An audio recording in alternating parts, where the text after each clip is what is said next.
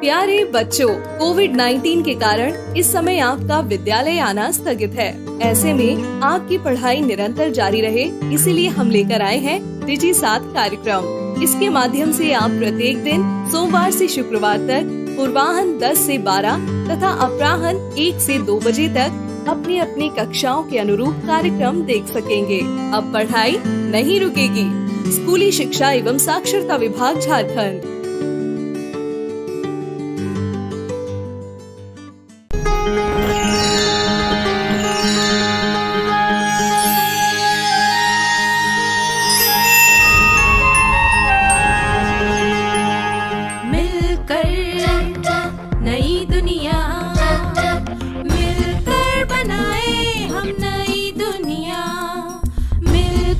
जीत ले हम सारी दुनिया। बीच हमें आज बोने दो, रोज उसे थोड़ा बढ़ने दो। छू लेंगे आकाश हम, मन के विचार हकीकत बने। सिद्धि फल से आनंद देंगे, कोशिश कर बढ़े, सोच बुलंद करे।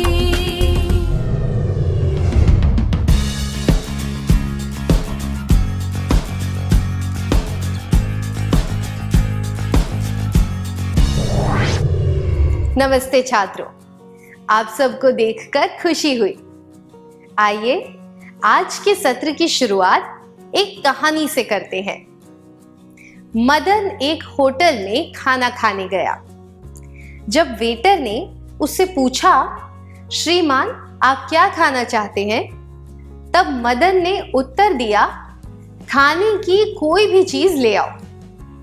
वेटर चकरा गया और उसने फिर से पूछा, क्या आपके लिए कुछ भी ले आऊं? मदन ने फिर से कहा, मुझे बहुत भूख लग रही है, कुछ भी ले आओ। क्या आप इस दृश्य का अभिनय करके दिखा सकते हैं, जब मदन अस्पष्ट जवाब दे रहा है और वेटर को पता नहीं है कि क्या करना चाहिए? आपको अभिनय द्वारा बताना है कि आगे क्या हुआ होगा।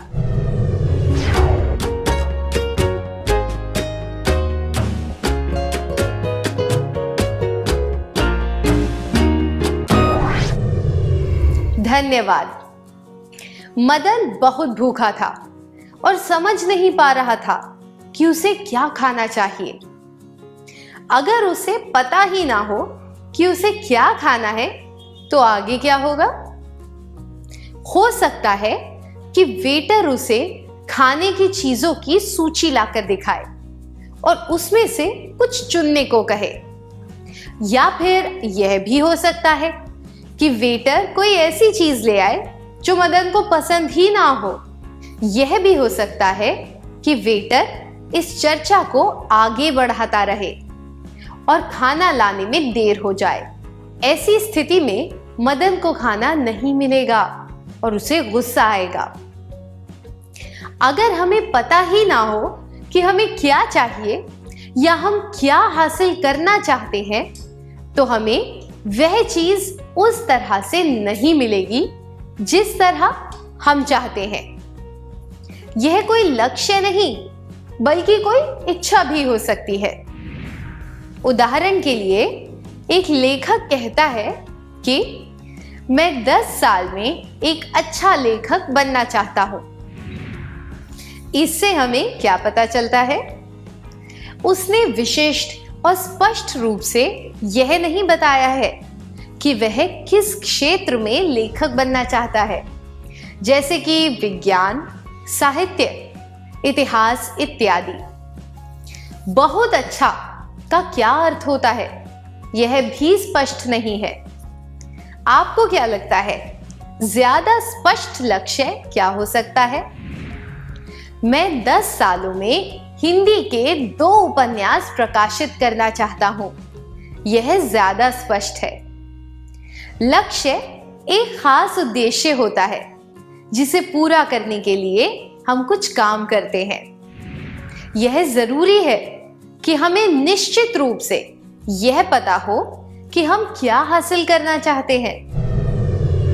लक्ष्य विशिष्ट और स्पष्ट होना चाहिए। आइए अब एक क्रियाकलाप करते हैं। यहाँ पर लक्ष्य से संबंधित कुछ कथन दिए गए हैं। आपको इन कथनों को विशिष्ट और स्पष्ट लक्ष्यों के रूप में लिखना है। ठीक है? लक्ष्य: मुझे अच्छी तरह नृत्य करना सीखना है। मुझे एक डिग्री लेनी है। मुझे अपनी भाषण देने की योग्यता को सुधारना है।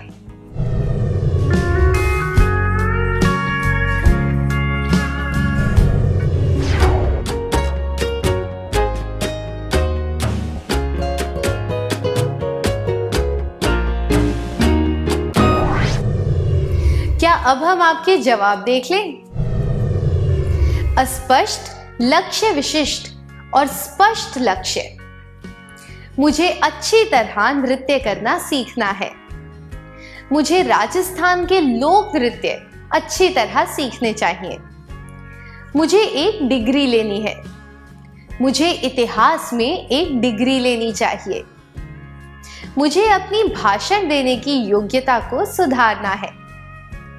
मुझे अपनी भाषण देने की योग्यता सुधारनी चाहिए ताकि मैं पूरे आत्मविश्वास के साथ लोगों के सामने 15 मिनट तक भाषण दे सकूं।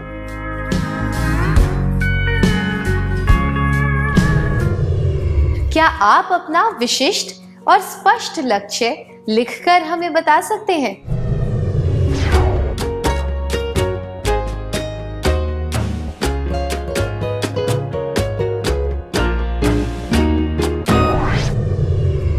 बहुत बढ़िया। अब हम लक्ष्य बनाने के अगले भाग के बारे में बात करते हैं। गर्मी की छुट्टियों के दौरान काजल 10 नए शाकाहारी पकवान बनाना सीखना चाहती थी। उसने उन पकवानों की सूची बनाई। उसकी माँ ने उसे वे पकवान बनाना भी सिखाया। बाद में उसने वे पकवान अकेले बनाए और वह 10 में से 8 पकवान अच्छी तरह बना पाई। किसी वजह से वह 2 पकवान अच्छी तरह नहीं बना पाई। क्या काजल ने अपना लक्ष्य प्राप्त किया? काजल ने कितना लक्ष्य प्राप्त किया?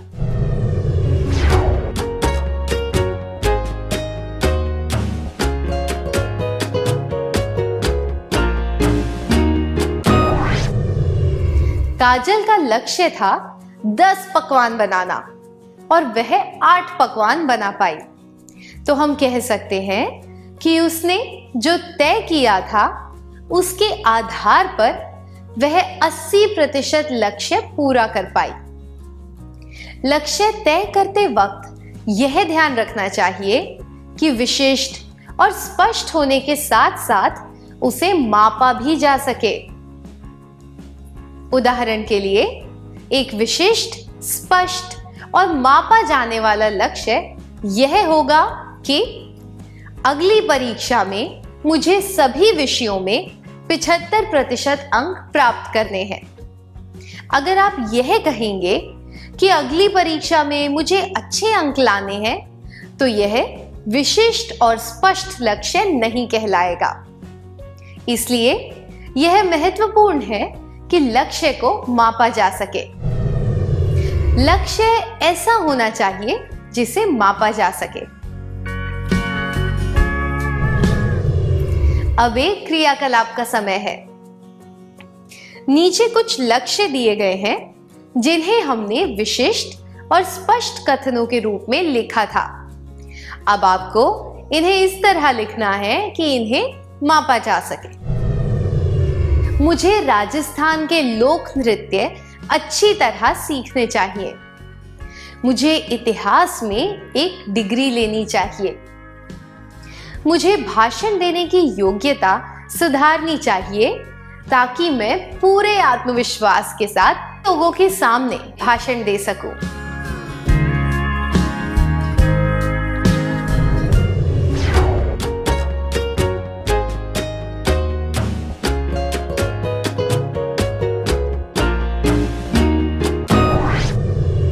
धन्यवाद।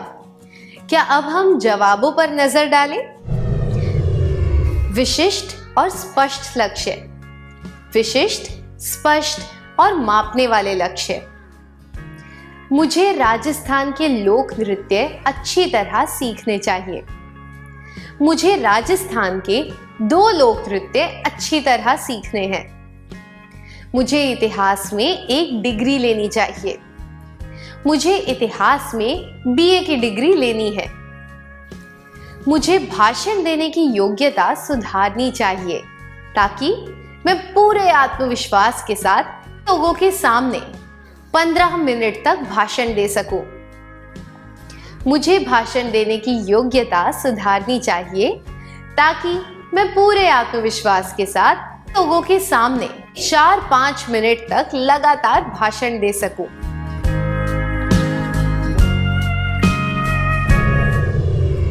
अब क्या आप अपने विशिष्ट और स्पष्ट लक्ष्य को ऐसे रूप में लिख सकते हैं कि उसे मापा जा सके?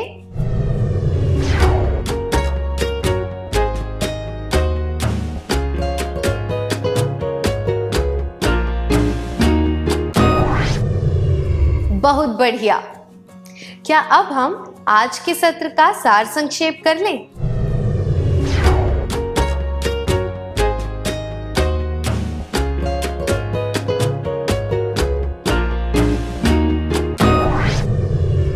लक्ष्य विशिष्ट और स्पष्ट होना चाहिए। ऐसा होना चाहिए कि उसे मापा जा सके।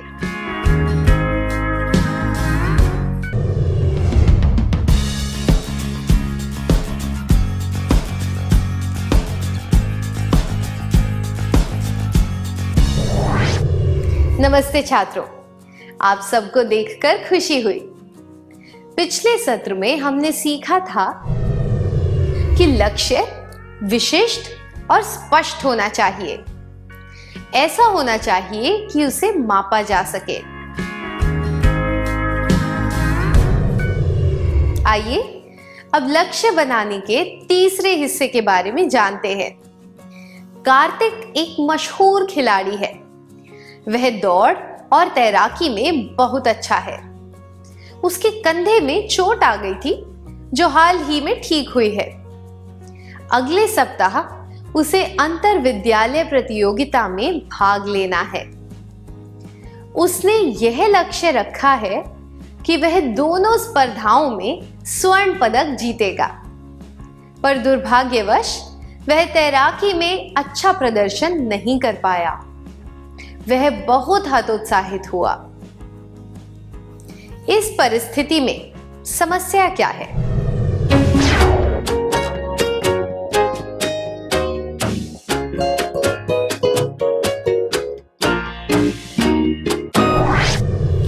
कार्तिक के साथ समस्या यह है कि बुरे प्रदर्शन की वजह से वह हतोत्साहित हो गया। उसका लक्ष्य अनुचित था, इसलिए उसे निराश होना पड़ा। उसने इस बात को ध्यान में रखा कि हाल ही में उसे चोट लगी थी। हमें इस बात का ध्यान रखना चाहिए कि हमारे लक्ष्य साध्य यानी कि प्राप्त किए जा सकते हैं या नहीं। हमें यह देखना चाहिए कि हमने जो लक्ष्य रखा है वह साध्य है या नहीं और उसे किस तरह प्राप्त किया जा सकता है। लक्ष्य साध्य होना चाहिए। क्या अब हम लक्ष्य बनाने के अगले चरण पर जाएं? आइए मीना की परिस्थिति के बारे में सुनते हैं। मीना का लक्ष्य है अंतरिक्ष वैज्ञानिक बनना और 50 साल की उम्र से पहले एक ऐसा अंतरिक्ष यान बनाना जो सूर्य पर जा सके। आप इस लक्ष्य के बारे में क्या सोचते हैं? सही कहा, हम में से कुछ लोग जरूरत से ज्यादा महत्वाकांक्षी हो जाते हैं और ऐसे लक्ष्य बना लेते हैं जो असंभव और वास्तविकता से दूर होते हैं। खुद की योग्यता को जांचने के लिए चुनौतीपूर्ण लक्ष्य बनाना अच्छा होता है। ऐसे लक्ष्य निश्चित होते हैं और मापे जा सकते हैं। अंतरिक्ष यान बनाना भी साध्य लक्ष्य है, पर यान को सूर्य पर भेजना वास्तविक नहीं है। इसी तरह अगर इतिहास का स्नातक विद्यार्थी अगर 3 वर्षों में एलोपैथी का डॉक्टर बनना चाहे तो क्या यह वास्तविक होगा? बिल्कुल भी नहीं। तो हमें यह ध्यान रखना चाहिए कि हमारे लक्ष्य केवल विशिष्ट, स्पष्ट, मापने योग्य और साध्य नहीं बल्कि वास्तविक भी होने चाहिए। हम जो हासिल करना चाहते हैं उसके बारे में वास्तविकता से सोचना आवश्यक है। लक्ष्य वास्तविक होना चाहिए। अब एक क्रियाकलाप। हमने जो लक्ष्य पहले लिखे थे उनमें थोड़ा परिवर्तन करना है। क्या आप इन लक्ष्यों को ध्यान से पढ़कर बता सकते हैं कि ये साध्य और वास्तविक है या नहीं? विशिष्ट, स्पष्ट, मापने योग्य लक्ष्य। मुझे राजस्थान के 2 लोक नृत्य अच्छी तरह सीखने हैं। मुझे अपने 10वें जन्मदिन के पहले इतिहास में BA की डिग्री लेनी है। मुझे भाषण देने की योग्यता सुधारनी चाहिए ताकि मैं पूरे आत्मविश्वास के साथ भीड़ के सामने 4-5 मिनट तक लगातार भाषण दे सकूं।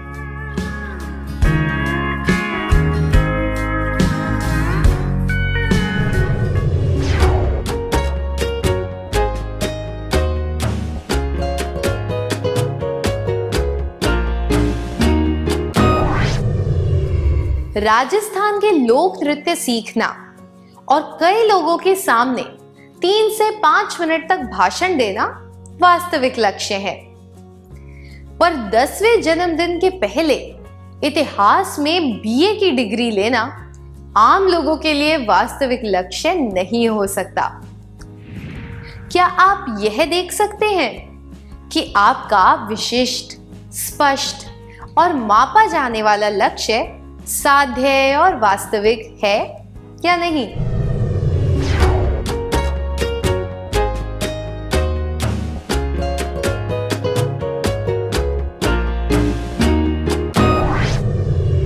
बहुत बढ़िया।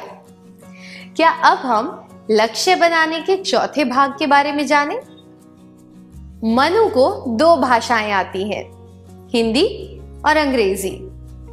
उसे कोलकाता में एक नौकरी मिली। वह बंगाली सीखना चाहता था, पर वह कुछ ही शब्द सीख पाया।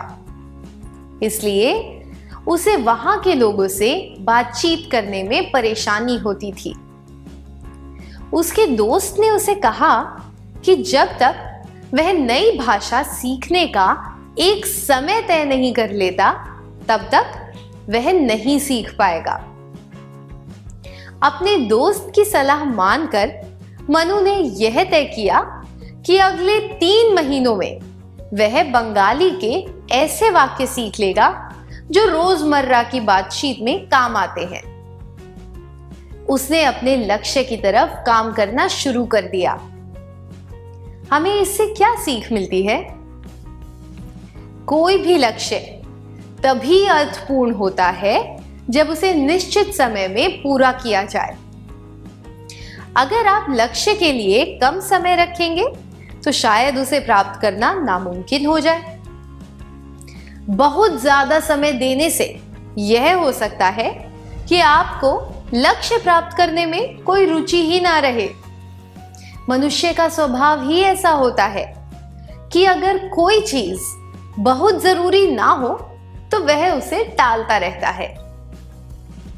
लंबी अवधि का लक्ष्य कई छोटी अवधि के लक्ष्यों से बना होता है जो कि निश्चित और मापने योग्य होते हैं। इसलिए प्रत्येक लक्ष्य में समय की अवधि होना आवश्यक है। लक्ष्य समयबद्ध होना चाहिए। क्या अब हम एक क्रियाकलाप करें? आपको वे लक्ष्य याद हैं जिन्हें हम बार बार लिखते रहते हैं? अब आपको उन लक्ष्यों को एक समय अवधि देनी है। क्या आप तैयार हैं? विशिष्ट और स्पष्ट, मापने वाले, साध्य, वास्तविक लक्ष्य। मुझे राजस्थान के 2 लोक नृत्य अच्छी तरह सीखने हैं। मुझे इतिहास में बीए की डिग्री लेनी है।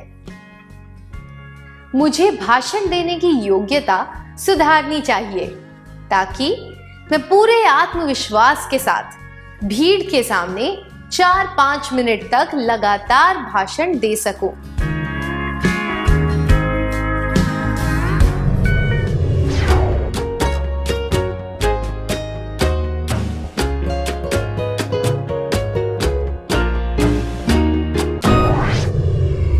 धन्यवाद। क्या हम कुछ संभावनाओं पर ध्यान दें? विशिष्ट और स्पष्ट, मापने वाले, साध्य, वास्तविक लक्ष्य। मुझे राजस्थान के 2 लोक नृत्य अच्छी तरह सीखने हैं। मुझे इतिहास में बीए की डिग्री लेनी है। मुझे भाषण देने की योग्यता सुधारनी चाहिए ताकि मैं पूरे आत्मविश्वास के साथ भीड़ के सामने 4-5 मिनट तक लगातार भाषण दे सकूं। विशिष्ट और स्पष्ट, मापने वाले, साध्य, वास्तविक, समयबद्ध लक्ष्य। मुझे 1 साल में राजस्थान के 2 लोक नृत्य अच्छी तरह सीखने हैं। स्कूल से पास होने के बाद 3 सालों में मुझे इतिहास में बीए की डिग्री लेनी है। करीब 3 महीनों में मुझे भाषण देने की योग्यता सुधारनी चाहिए ताकि मैं पूरे आत्मविश्वास के साथ भीड़ के सामने 4-5 मिनट तक लगातार भाषण दे सकूं।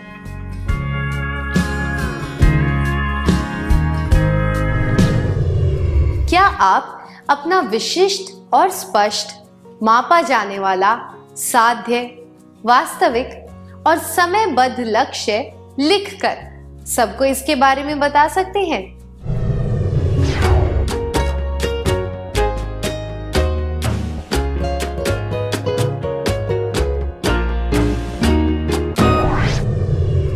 हमें इससे क्या सीख मिली? हमें ऐसे लक्ष्य बनाने चाहिए जो स्पेसिफिक, विशिष्ट और स्पष्ट हो, मेजरेबल, मापे जा सके, अचीवेबल, साध्य हो, रियलिस्टिक और रिवॉर्डिंग, वास्तविक हो, टाइम बाउंड, समयबद्ध हो।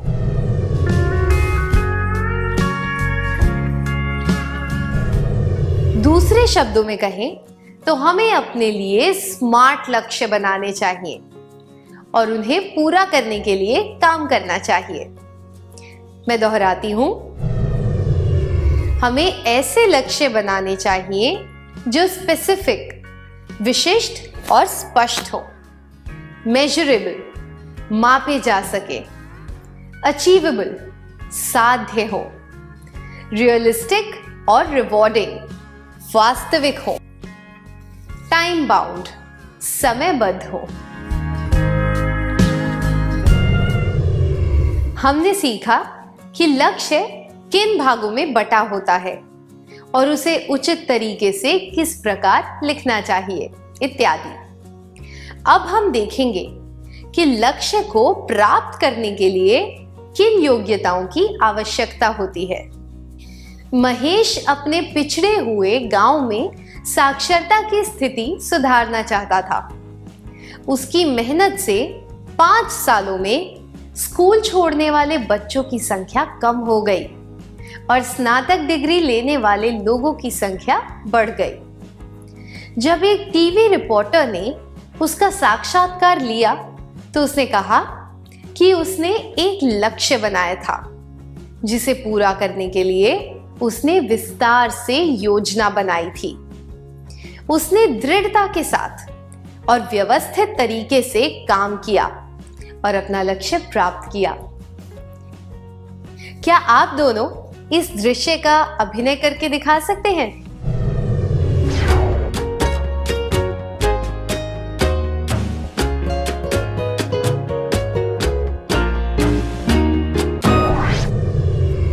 धन्यवाद।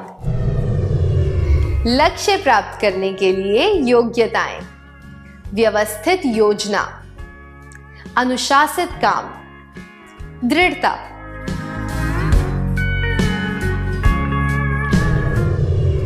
स्मार्ट लक्ष्य तय करके उन्हें प्राप्त करने के लिए आपको हमारी शुभकामनाएं। क्या अब हम सत्र का सार संक्षेप कर लें?